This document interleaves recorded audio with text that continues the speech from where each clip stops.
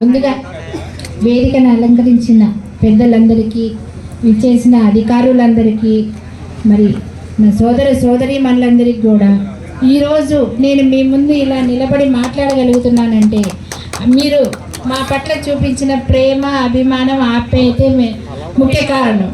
కనుక మీ అందరికీ కూడా పేరు పేరున శిరస్సు వంచి నమస్కరించుకుంటున్నాను. అదేవిధంగా మన ముఖ్యమంత్రి గారు మన సోనియా గాంధీ బర్త్డే సందర్భంగా ప్రభుత్వం ఏర్పడిన 2 రోజుల్లోనే మనకు 2 పథకాలు అమలు చేశారు. మహాలక్ష్మి పథకం, తర్వాత రాజీవ్ ఆరోగ్యశ్రీ పథకం 10 లక్షలకు పెంచడం జరిగింది. అదేవిధంగా మిగతా హామీలు కూడా మనకి ఖచ్చితంగా 100 రోజుల లోపలే అమలు అవుతాయి. మరి ఇక్కడ ఇచ్చిన ఈ రిప్రజెంటేషన్ ప్రకారం దీని మీద కూడా మేము తగిన చర్య తీసుకుంటాం.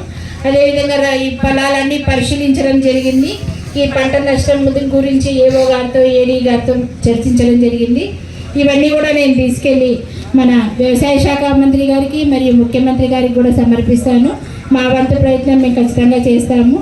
అంతే, ఇదే విధంగా మేము ఎప్పుడూ కూడా మీకు అందుబాటులో ఉంటాం నిత్యము. ఇంతకుముందు నేను చెప్పినట్టే మా ఇంటి తలుపులు ఎప్పుడు మీకోసం తెరిచే ఉంటాయి. మేము ఎప్పుడు అందుబాటులో ఉంటాము.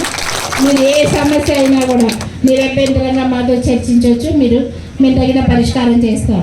అంతేకాకుండా ఇప్పుడు మన రేషన్ కార్డులు, పెన్షన్లు ఇవి కూడా మన అధికారులందరూ మీకు కరెక్ట్గా ఇంటింటికి తిరిగి సర్వే చేసి కొత్త లిస్టు తయారు చేస్తారు. మన ముఖ్యమంత్రి గారు జారీ చేయగానే అందరికీ కూడా ఖచ్చితంగా వస్తాయి. అలాగే ఇందిరమ్మ ఇల్లు పథకం కూడా అదేవిధంగా వస్తుంది. ఖచ్చితంగా అర్హులైన వాళ్ళందరికీ అందుతుందని హామీ ఇస్తున్నాను. ఈ అవకాశం ఇచ్చినందుకు అందరికీ మరి ఒకసారి ధన్యవాదాలు తెలుపుకుంటున్నాను. Thank you.